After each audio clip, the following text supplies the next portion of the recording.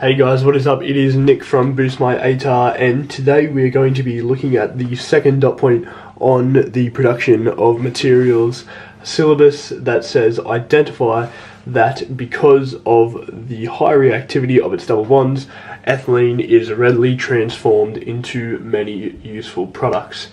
So first of all, let's have a little bit of a look at what ethylene is again.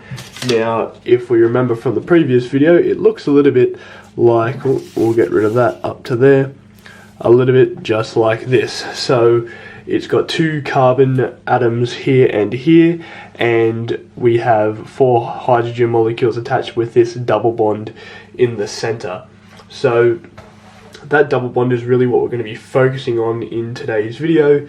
And basically we can think of one of these pairs of electrons here, because that's what this line represents. It's a pair of electrons, is nice and stable, just like the ethane molecule that we saw in the previous video, but the other pair, let's just say this top pair, is relatively unstable. So they're not happy to sit there. They really want to react with something else. So let's have a look at how a ethylene molecule might react with another substance. But before we do that, we need to understand the mechanism by which these molecules will react and the type of reaction that is. And that is what we call an addition reaction. And it's when 2 or more molecules react to form a single molecule. So basically what is going to happen is we're going to have, let's draw it out here. We'll move these off to the side for just a moment, and we'll have, see, this is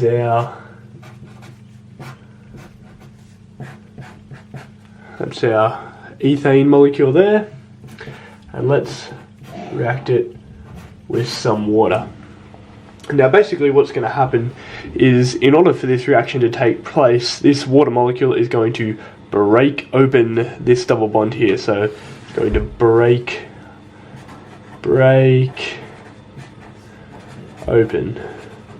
And the reason it's going to break it open is because it wants the electrons which are inside that double bond. Those electrons in this double bond are needed by this water molecule in order for those to react. And if you've read a little bit ahead, or you've already done it in class, you might know that this reaction results in a molecule of ethanol. So this molecule of ethanol, the product of the reaction, looks like this. See, haven't left myself much room here.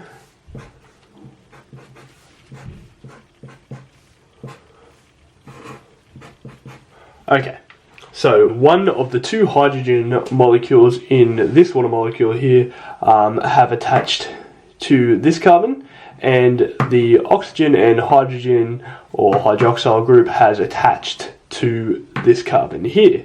And they've used this double bond, or one of the bonds in this double bond, as a source of electrons. And in this dot point, if you're ever answering a question to do with the reaction or reactivity of ethylene, you should use the words, make it a different color,